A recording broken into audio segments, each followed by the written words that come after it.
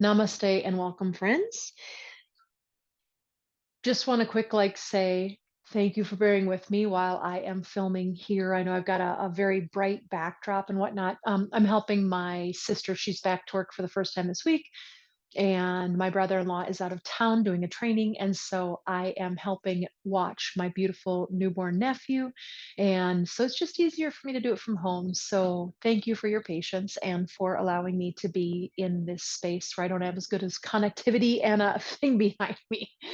That said, we're going to try to take a little bit of last week, start with a little softness, end with some softness, and in between we're going to add that rigor back in from a couple of weeks ago.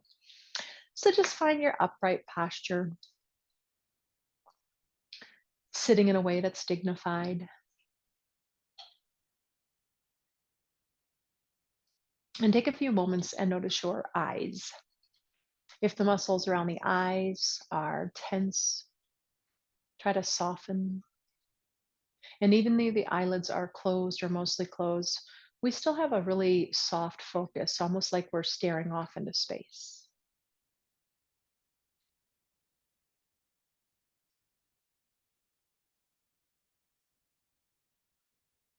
And with any, well, I was going to say luck, I don't know if that's the right word I'm looking for, but with any luck, we already are starting to turn inward, become more embodied, maybe starting to slow down, activate our rest and digest system, right?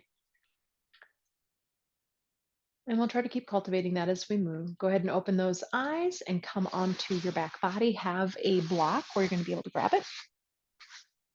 I am a huge believer of the roll down. Y'all know that. So roll down onto your back and just take just a few moments, not long. Walk your feet a little wide, lean your knees in. Basically, you're just looking for really soft hips and have your arms in Shavasana style, right? And just take a few moments to notice your back body against the floor, particularly anything from between the skull to the sacrum. If the upper back feels tight, if your chin is jutting up to the sky, if your low back has got a lot of space between the floor and the low back or next to none, right? If you feel heavier on your right hip than your left, if your right shoulder is closer to the sky, I could go on and on, right? Just notice what you notice. And then walk your feet in, let your knees come out. Keep your feet as wide as the mat. Sorry about that. To your arms out. And go ahead and let your legs move back and forth, right? Center, left, center, windshield wiper twist, right? And whatever pace you want to go at, I'll always encourage, well, I don't know about always, I'll often encourage, to not move too fast because when we move really fast, the human body, right, we tend to move towards the stress response. Moving slower breath tends to activate the rest and digest response, the relaxation response. And then come back up to center, walk your feet into hip distance. Grab the block and put the block in between your thighs on the lowest setting.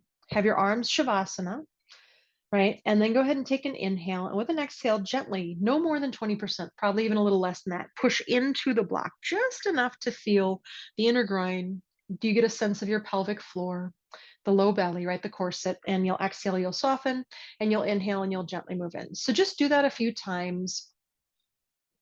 If you can try to fine tune it, if you have any sense in that region of the bottom of the pelvis, try not to squeeze the anus or the vagina really tight, right? Depending on your body parts. Well, we all have an anus. But try not to like squeeze those in to try to let it come more from the very center. Between your genitals and your anus is the perineum. So think of the perineum gently moving into the center, but also puckering up to the crown of the head. And you're laying on your back. So, I mean, within your body, right? Have it move up towards the crown of the head. If that doesn't make sense, let it go. Not a big deal, but I find pelvic floor work to be really crucial, right? And then go ahead and you're going to move that block off to the side. And now we're going to kind of use that. So keep your arms Shavasana. Go ahead and move into the imaginary block now between your thighs. Find the low belly, the pelvic floor, the inner groin, and lift that right leg up in tabletop. And then when you go to lower it, have the heel touch tap a little forward in front of where it was brought up, and inhale, bring that back up. So this is the move, right? And we'll exhale and we'll lower, and we'll inhale and we'll lift up. So now here are the more fine-tuning things that I invite you to potentially bring into your practice if it feels beneficial, right? One, try not to let the right hip drop lower than the left hip when you lift and lower the leg. What do you need to turn on to stabilize, right? Try not to let your low back arch up to the sky, nor the belly bulge up to the sky. Sometimes our belly will bulge up when we try to work the muscles. They work forward and up rather than pulling down towards the low back, right? Try to keep your shoulders and your upper body out of it. Let your upper body be in Shavasana and let this work come from the lower body. And then bring that foot back down and just pause and notice what you notice. And then before you lift the leg, the weight of the leg, find the things, right? Push into the imaginary block, find the low belly, the low back, everything moving into the midline, hugging in, and then lift the left leg up. And when you exhale, again, you're going to tap a little further out. So your ankle stays at a 90-degree, your knee stays at a 90-degree for today. And you're letting that movement come from the hip joint. Refinements, should you want to invite them in, try not to let the left hip drop. Try not to let the right leg and knee move. Try not to let the low back move, the low belly move, right? Try to keep the upper body 100% soft, not working at all. And of course, I'll encourage a slightly slower motion rather than a fast one. And then when you bring that foot back down, rest it in its neutral spot, walk the feet wide, lean the knees in, pause. Notice your back body against the floor. Bring the feet back into hip distance. So this time I want you to imagine, actually, let's put the block back in there. Put the block back in between your thighs. And then before you lift the legs, right, again, stabilize. What I mean by that is push into the block a little bit, find your low belly, your pelvic floor, and get everything neutral and stabilized. And then try to lift both legs up into tabletop. Tee your arms out, palms up. You're going to let your knees go over to the right about 3 to 5 inches. Keep moving gently into that block. And inhale, center. Go a little shallower in the beginning if you don't mind. Exhale the knees over the left. Again, pushing gently into that block, keeping the knees and the hips stacked, as it were. Coming back to center. Now, when they go to the right, look over to the left shoulder, keep your left shoulder pinned down. Don't let the left shoulder lift off the ground. And you're still pushing into the block, by the way, we're adding on. And as the knees go over to the left, look to the right, pin the right shoulder down, keep moving into the block, come back to center. So that's the new motion. So you're going to go ahead and continue that. You can start to go a little further with the knees, but please don't go to the ground. If you're going to the ground, you're either unstacking your hips and knees or your shoulders coming off of the ground. Those are not inherently bad things in and of themselves, but the way we're working it today is to not worry about the depth that the legs go to, but about anchoring the shoulders onto the ground and keeping the hips stacked for today. I can work it differently depending on what I'm looking for, right? Try to keep those feet hip distance. Your feet are probably moving, your heels are probably moving in towards each other. Try to keep your heels hip distance as well. And finish off the one you're working on. Bring the feet down. Move that block off to the side. Walk the feet wide, lean the knees in. Take a moment. And let's do one more release before we come up here. Bring the knees in with your hands on your knees. Go ahead and circle your knees together. Try to let that low back, the hips, the pelvis, all that be really soft. Go ahead and go the other way.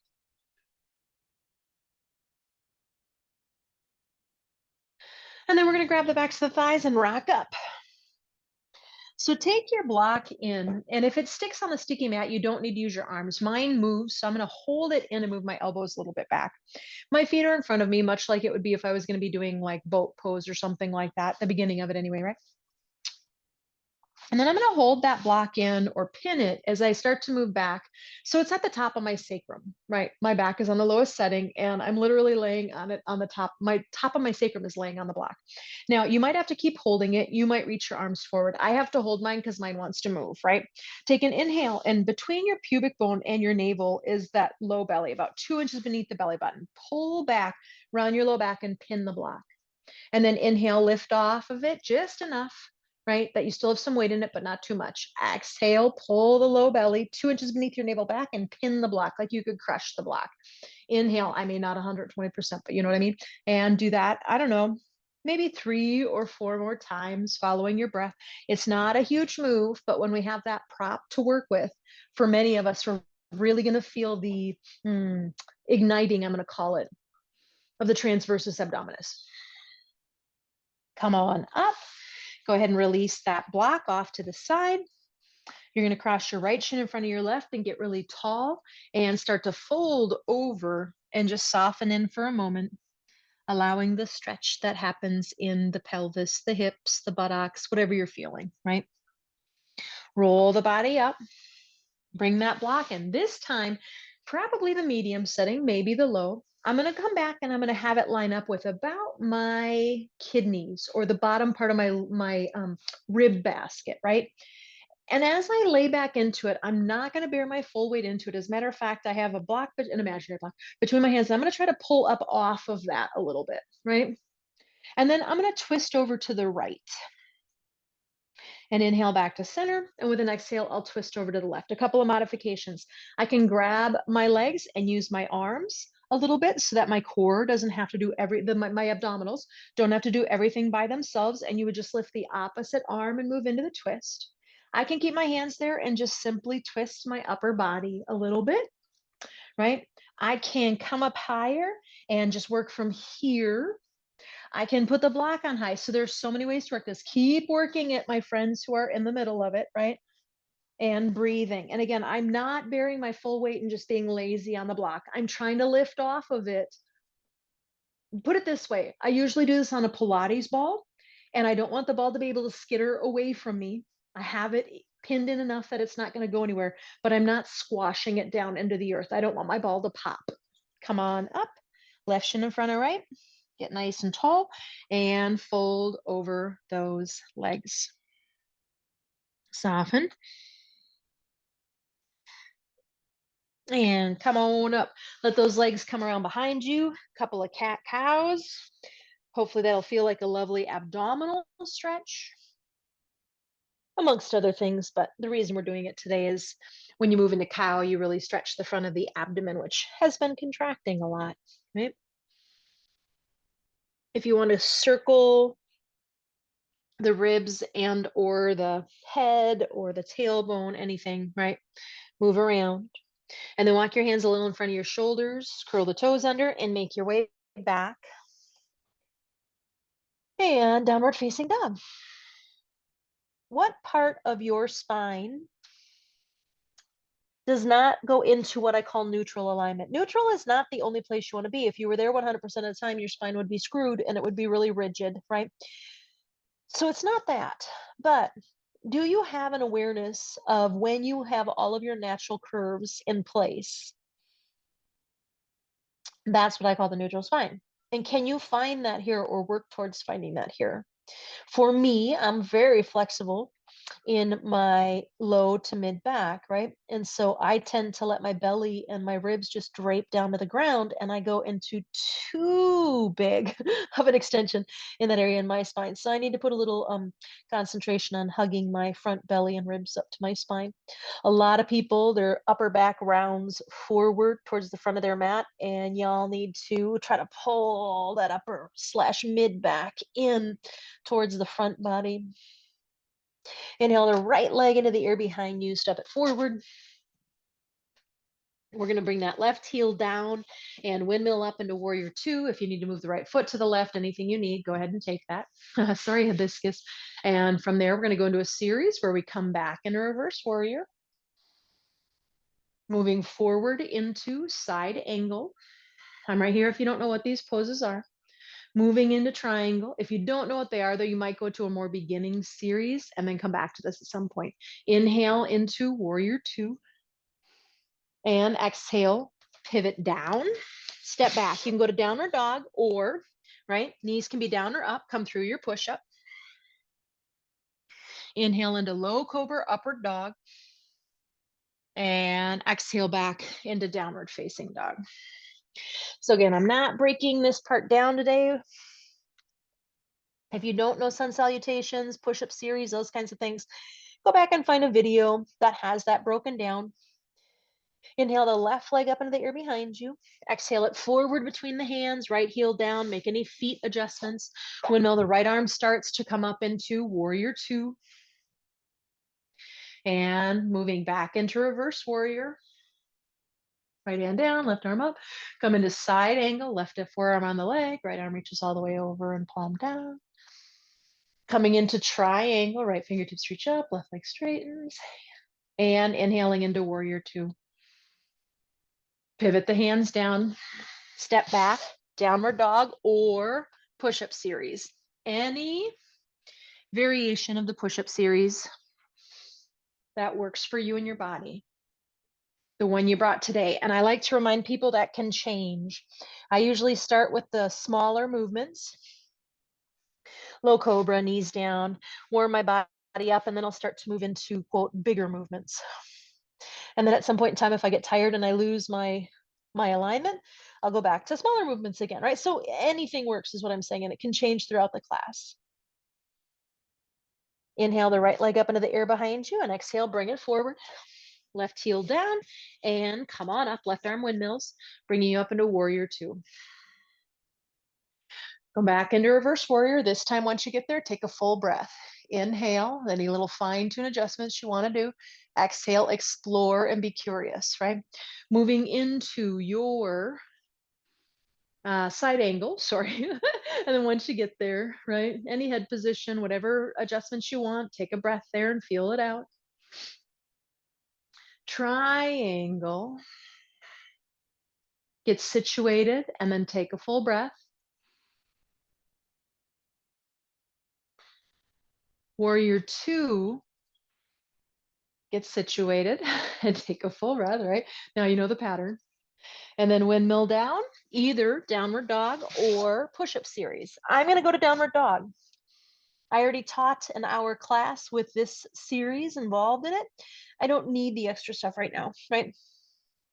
Inhale the left leg up and step it forward. I'm trying to honor my own practice in my body these days to reach that right arm forward and up. Right? You guys know enough that you don't always have to have me do everything and mimic me, right? Come into reverse warrior. Take a full breath. I think we all learn important lessons that way, right? And then come into side angle. Once you get situated, take a full breath.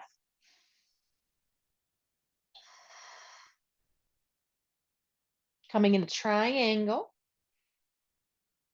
Take a full breath. Warrior two. Full breath. And windmill down. Last chance for a push-up series, friends, if you want it.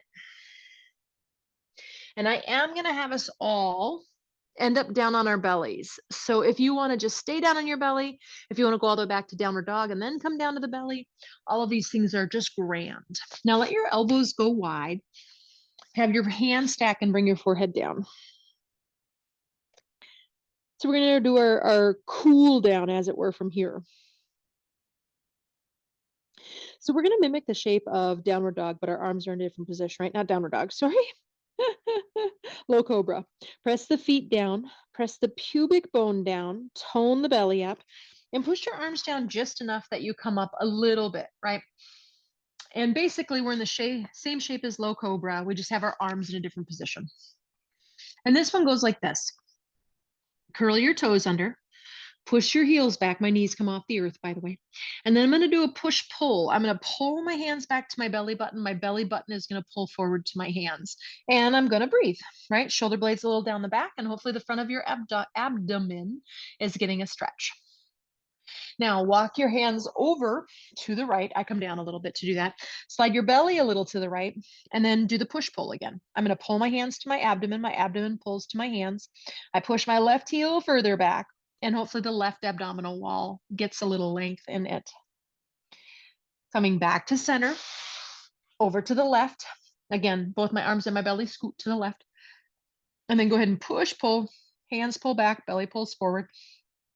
If you push more through that right heel, chances are great you'll feel more of the right abdominal wall. Come on back to center and go ahead and bring that forehead down, uncurl your toes.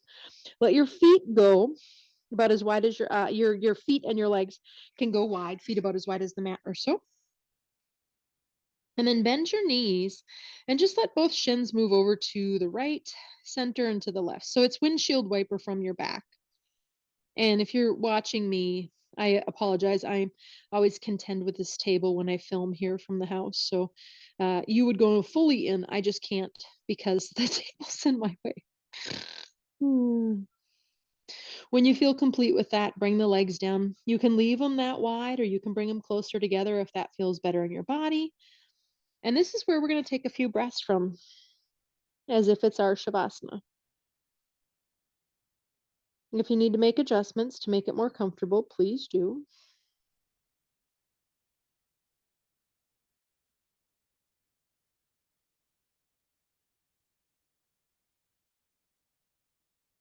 Try to soften everything you can from the tips of your toes to the crown of the head.